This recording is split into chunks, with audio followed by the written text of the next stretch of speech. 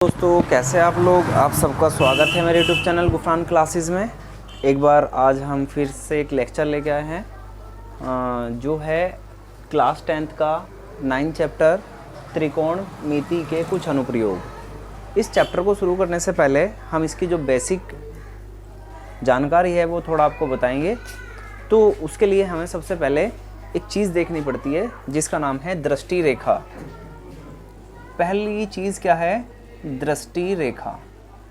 ये दृष्टि रेखा होती क्या है इसको समझेंगे थोड़ा हम।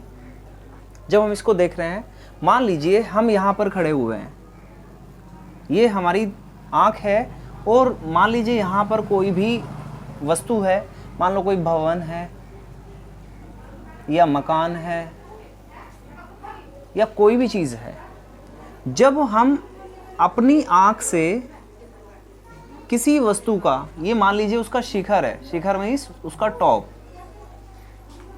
इसको हम बोलते हैं शिखर। जब हम अपनी आंख से किसी भी चीज़ को देखते हैं, किसी भी बिंदु वस्तु को देखते हैं, तो हमारी आंख से उस तक जो रेखा होकर जाती है, उसको मिलाने वाली जो रेखा होती है, उसको हम बोलते हैं दृष्टि रेखा। क्या कहते हैं? दृष्टि रेखा। मीन्स हमारी आंख से, हम अपनी आँख से जिस पॉइंट को देख रहे हैं वही क्या कहलाती है? दृष्टि रेखा कहलाती है। ये सबसे पहली चीज़ हमारी ऊंचाई और दूरी।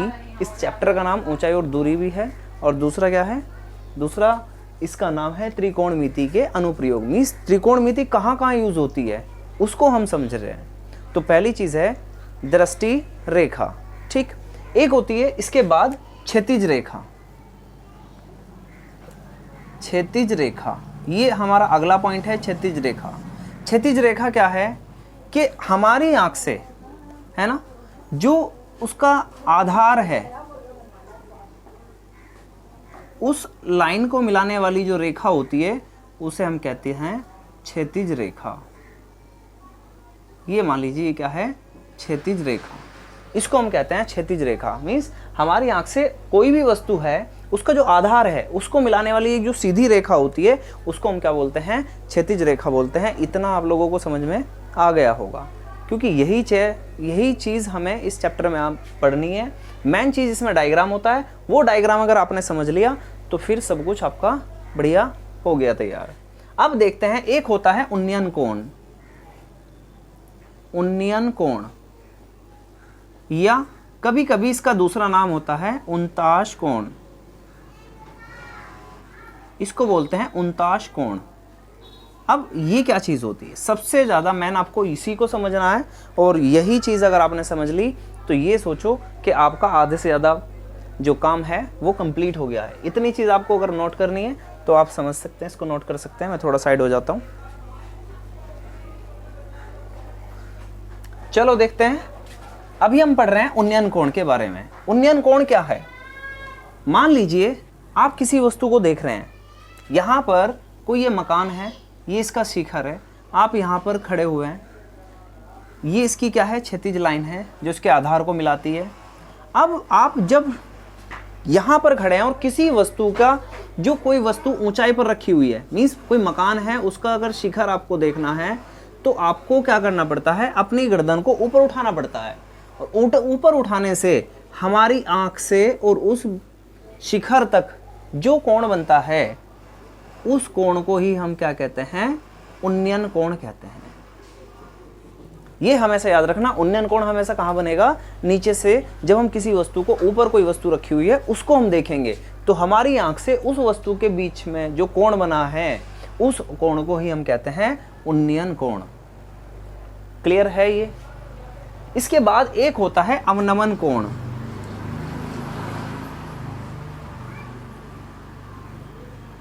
अवनमन कोण, ये अवनमन कोण क्या होता है? मान लीजिए यहां ये कोई भवन है और यहां आप खड़े हुए, यहां पर कोई वस्तु रखी हुई है, ये कोई वस्तु है, आप यहां इस भवन के ऊपर हैं। मीन्स मान लीजिए आप इसकी छत पे हैं, छत पे से, और मान लीजिए ये वस्तु इसके आधार से, ये क्षैतिज रेखा है, यहां से अगर आप नीचे की तरफा कोई वस्तु देख रहे हैं तो ये क्षैतिज लाइन में खींच देता हूं इसके समांतर। तो जब आप कहीं ऊपर छत पे खड़े हैं और वस्तु नीचे रखी हुई है। तो जब हम उस वस्तु को देखते हैं तो हमें अपनी गर्दन को नीचे की तरफ झुकाना पड़ता है, और जब हम किसी वस्तु को, जब हम ऊपर हैं, वस्तु नीचे रखी हुई है तो गर्दन झुक रही है, हमारे बीच में जो कोण बन रहा है उसी को बोलते हैं अवनमन कोण। क्या बोलते हैं?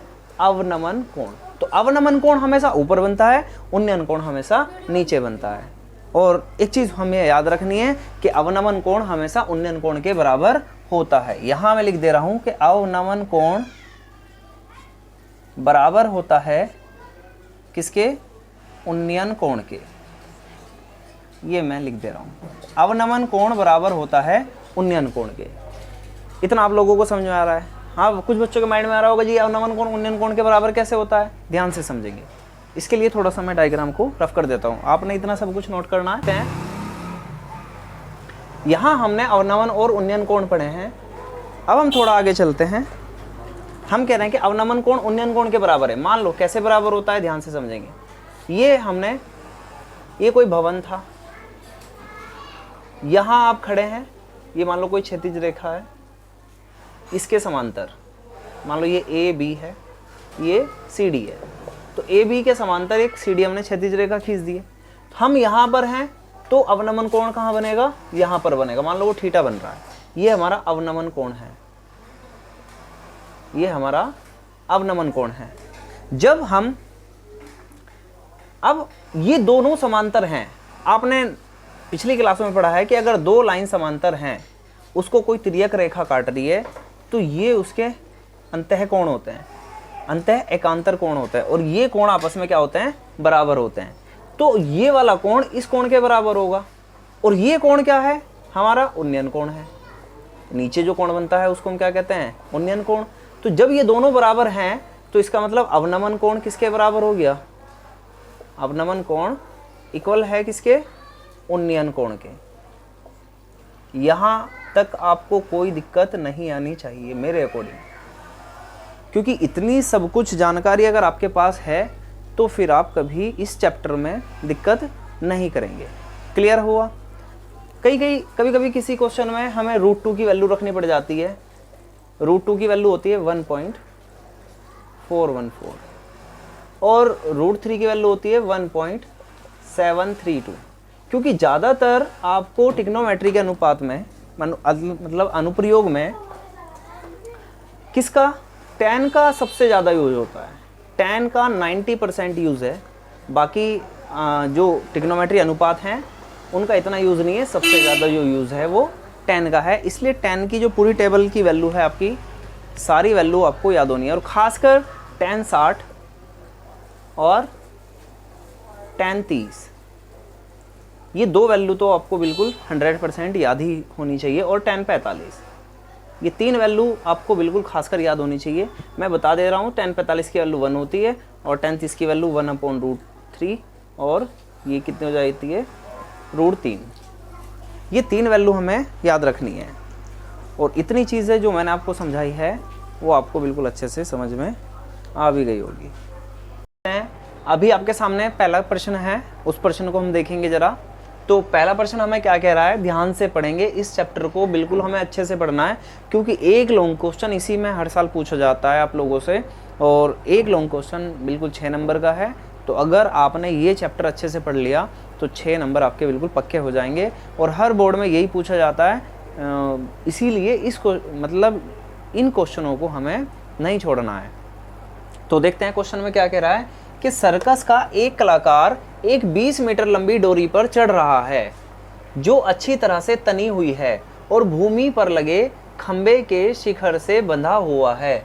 यदि भूमि स्तर के साथ डोर द्वारा बनाया गया कोण 30 डिग्री हो तो खंबे की ऊंचाई ज्ञात कीजिए। अब तो करते हैं हम इस क्वेश्चन को और देखते हैं। सबसे पहले इसका हमें डायग्राम बनाना पड़ेगा, क्योंकि ये क्वेश्चन ऐसे हैं जब तक आप इनको डायग्राम नहीं बनाओगे, जब तक इनका सॉल्यूशन आपसे अच्छे से नहीं हो पाएगा। तो इसीलिए सबसे पहले इसका डायग्राम बनाते हैं, फिर क्वेश्चन चुटकियों में करते हैं और देखते हैं इस क्वेश्चन को। वो कह रहा है कि सर्कस का एक कलाकार एक 20 मीटर लंबी डोरी पर चढ़ रहा है। अब सर्कस में आपने देखा होगा जो कलाकार होते हैं वो डोरी पर चढ़ के दिखाते हैं।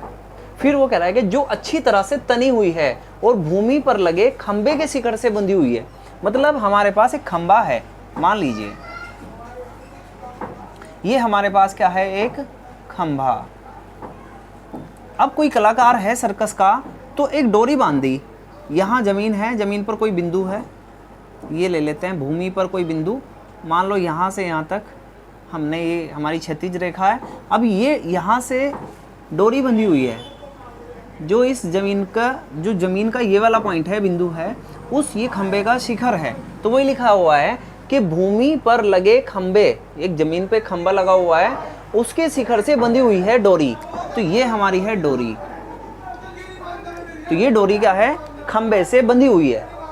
फिर भूमि स्तर के साथ डोर द्वारा बनाया गया कोण 30 डिग्री हो। अब देखो डोर का जमीन के साथ बना कोण, ये जमीन है, ये हमारी भूमि है, तो इसके साथ डोर का भूमि के साथ जो कोण बन रहा है उसको हम कितना कह रहे हैं, 30 डिग्री है। यानी कि सीधा सीधा क्या पता चल गया, यहाँ पर कोई पॉइंट है और आप ऊपर बांध रहे हैं, तो यहाँ कोण बन रहा है, तो इस कोण को हम बोलते हैं उन्नयन कोण। सीधी सीधी बात हो गई कि ये जो हमें कोण मिला हुआ है ये उन्नयन कोण है, ये हमारा क्या है, उन्नयन कोण है। फिर खंबे की ऊंचाई ज्ञात कीजिए, तो हमें इस खंबे की ऊंचाई माननी है। तो हमने मान लिया है कि माना h मीटर ऊंचाई का ये खंबा है, हम इसको नाम दे देंगे, ये A, B और ये C। हमें दिख रहा है ये एक समकोण त्रिभुज बन गया है और सर्कस का एक कलाकार एक 20 मीटर लंबी डोरी पर चढ़ रहा है। जो ये डोरी की लंबाई है ये हमारी हो गई 20 मीटर। जो हमें दिया हुआ है तो लिखेंगे दिया है, या इसको बाद में लिखेंगे माना। जो हमें पूछ रहा है, खंबे की ऊंचाई हमारे से पूछ रहा है, तो लिखेंगे माना खंबे की ऊंचाई। खंबे की ऊंचाई सिस्टमेटिक हमें लिखना है, बिल्कुल सुकून से काम करना है। तो हमें खंबे की ऊंचाई पता चल गई है, हमने खंबे की ऊंचाई को BC माना है, तो खंबे की ऊंचाई BC बराबर हो गई है h मीटर। ये हमने मान लिया है, दिया है। जो हमें दे रखा है कि 20 मीटर लंबी डोर, ये जो डोरी की लंबाई है, डोरी की लंबाई को हम बोल रहे हैं AC। जो AC है वो 20 मीटर है, ठीक है। यहाँ से यहाँ तक की दूरी हम अपने आप से मान लेते हैं, ये कितनी है, x मीटर। या इसकी ज़रूरत नहीं है मानने की, इसको आप ऐसे ही छोड़ सकते हैं, कोई दिक्कत वाली बात नहीं है। अब हमारे से उन्नयन कोण हमें दे दिया है, उन्नयन कोण, उसको आप मान लेंगे थीटा, वो हमें कितना मिला हुआ है, 30 डिग्री। अब आपको दिखाई दे रहा है सीधा सीधा जो हमें मिला हुआ था वो हमने यहाँ पर लिख लिया है, जो हमें ज्ञात करना है वो भी हमने लिख लिया है। अब हमारे पास एक समकोण त्रिभुज हमें दिखाई दे रहा है, इसको मान लेंगे समकोण त्रिभुज। समकोण त्रिभुज कौन सा समकोण त्रिभुज है, ABC। समकोण त्रिभुज ABC में जब हम इस त्रिभुज में चल रहे हैं, हमने एक फॉर्मूला पढ़ा हुआ है लाल बटे काका, मैं यहाँ साइड में लिख देता हूँ लाल बटे काका, या इसको हम पढ़ते हैं लल्लू आम लाया कहो कैसे आया। ये भी इसको पढ़ा जाता है, कहीं कहीं से लाल बटे काका भी पढ़ते हैं। तो इसका मतलब क्या है, ये साइन थीटा की वैल्यू है, ये कोस थीटा, ये टैन, ये कोट, ये सेक और ये कोसेक। ये आपने इससे पहले जो चैप्टर था उसमें पढ़ा हुआ है। अब हमें यहाँ इस त्रिभुज को देखना है और हमें ये बताना है कि हमें क्या क्या चीज़ें मिली हुई हैं। देखो मेरे पास एक जो डोरी थी, यानी कि ये समकोण त्रिभुज का कर्ण बैठता है, तो कर्ण मिला हुआ है, और ये इसका लंब होता है, ये लंब मिला हुआ है। तो कर्ण और लंब किस में आते हैं, हमें पता है कर्ण और लंब इसमें आ रहे हैं साइन में या कोसेक में। तो हमारे लिए तो साइन की वैल्यू रखना ज़्यादा आसान होता है, तो क्यों ना मैं यहाँ पे लिख दे रहा हूँ, क्योंकि sine theta is equal to कितना होता है, लंब बटे कर्ण। ये सीधा सीधा मुझे पता है, यहाँ से मैंने जान रखा है। यहाँ थीटा की वैल्यू पुट करेंगे, थीटा की वैल्यू है 30 डिग्री इज इक्वल टू लंब हमारे पास हो गया h, और अपॉन में कर्ण हमारे पास कितना है, 20 है। अब साइन 30 की वैल्यू देखो ध्यान से समझना है, आपको कुछ ना कुछ वैल्यू जो आपकी टेबल में है, जो हम पीछे चैप्टर से पढ़ के आए हैं, वो हमें याद रखने की बिल्कुल आवश्यकता है। हमें साइन 0 की वैल्यू पता होनी चाहिए, साइन 30 की वैल्यू, साइन 45, 60, 90, ये सारी वैल्यू हमें पता होनी चाहिए।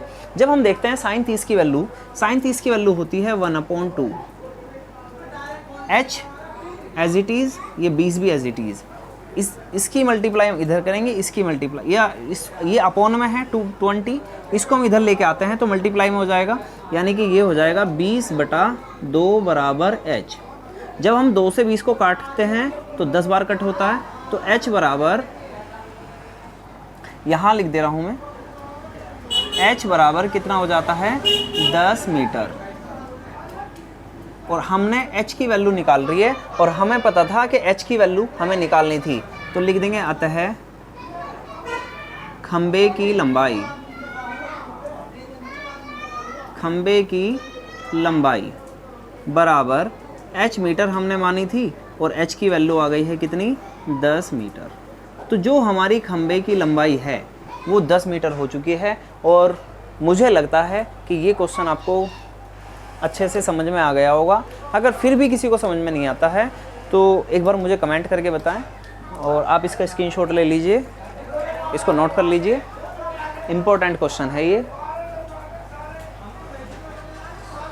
ये चैप्टर सबसे इम्पोर्टेंट है। तो आपने स्क्रीनशॉट ले लिया होगा, इसको नोट कर लीजिएगा। और ऐसे ही अभी मैं नेक्स्ट क्वेश्चन आपको कराऊंगा। और अगर वीडियो आपको अच्छी लग रही है तो वीडियो को लाइक शेयर ज़रूर करें और चैनल को सब्सक्राइब भी करें। Thank you.